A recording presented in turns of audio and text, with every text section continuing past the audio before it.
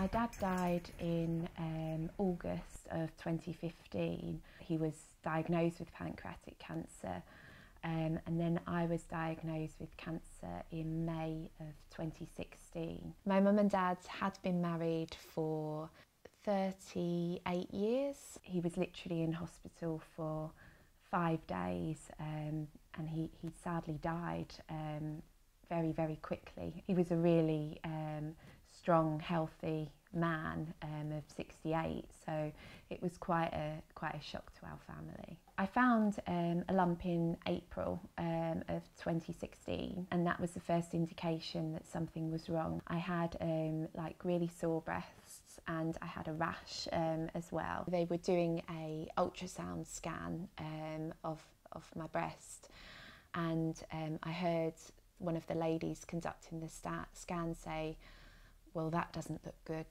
I immediately knew that there was something wrong, and I started to cry at that point because I just knew what it was.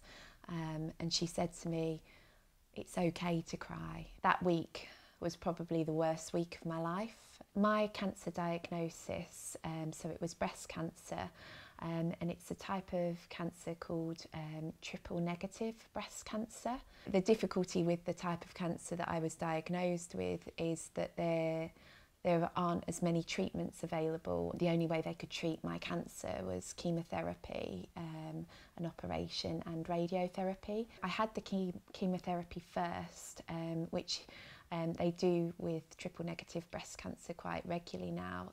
So I had 9 weekly sessions of chemotherapy, and then three weekly sessions, so 12 lots, if you like, of chemotherapy altogether. So the first time I went to the Christie for my treatment, I was pleasantly surprised at what the atmosphere was like there, basically. It was just really friendly. The nurses were really nice. They had a radio playing with just chart music on, and I remember sitting down, and there was a guy next to me. I remember him looking over to me and saying, "Can you feel your itchy bum yet?" And I said, "What?" And he said, "The steroid always gives you a bit of an itchy bum." And surely enough, as I was sat there, I could feel all these tingles, and I thought, oh my God. So that was, it was just nice that someone was kind of joking and laughing with you in that situation, really. I got some side effects, so I was quite achy. I developed a very attractive rash on my face, which looked a little bit like vampire blood going down my lips.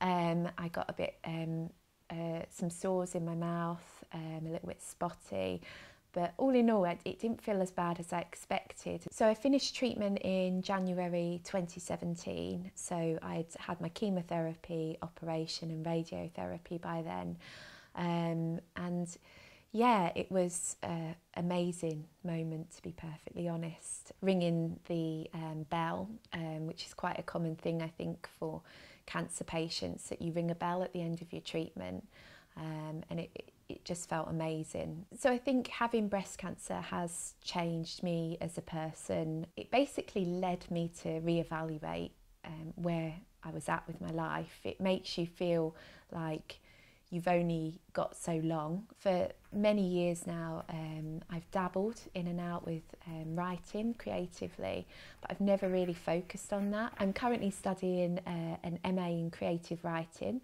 at Manchester Metropolitan University. There's lots of sources of useful information out there for people suffering with cancer. I'd suggest in the first instance Cancer Research UK, but Macmillan also have a lot of useful information on their website.